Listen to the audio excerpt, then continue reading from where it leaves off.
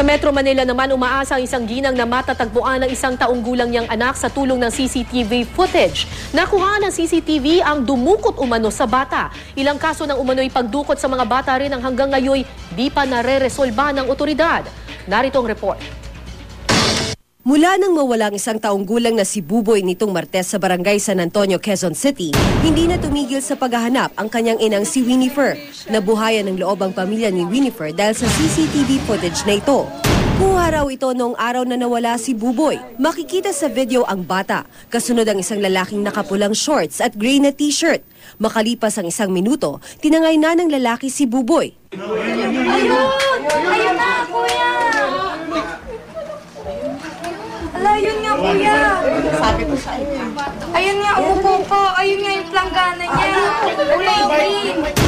Kita naman sa isa pang CCTV footage ang pagsakay ng lalaki sa isang tricycle kasama ang bata. Nahanap ng GMA News ang driver ng tricycle pero wala rin daw siyang naisakay na lalaking may kasamang bata.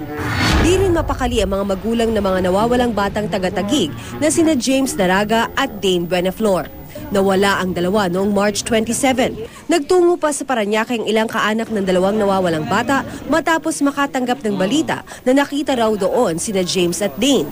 Pero di rin natagpuan ng dalawa. Noong nakarang taon, umabot sa 38 ang kaso ng abduction sa Metro Manila. Wala pa raw ebidensya ang pulisya na kagagawan ito ng mga sindikato. Ang masaklap nga lang, karamihan sa mga hinihinalang dinukot, di pa rin natatagpuan.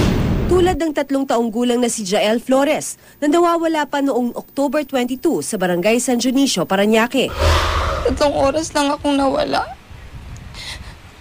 Tapos pagbalik ko, wala na siya. Kasi may nilakad lang ako noong araw na yun. So iniwan ko siya sa ate niya. Sa pag-iimbestiga ng pulisya, lumalabas na isang babae raw ang kumuha sa bata. Akala raw ng isa nilang kapitbahay, kaanak o kasambahay ng mga Flores ang may buhat kay Jael. Inilabas na ang artist sketch ng suspect pero hanggang ngayon wala pa ring nakakakilala o nakapagtuturo kung nasaan ito.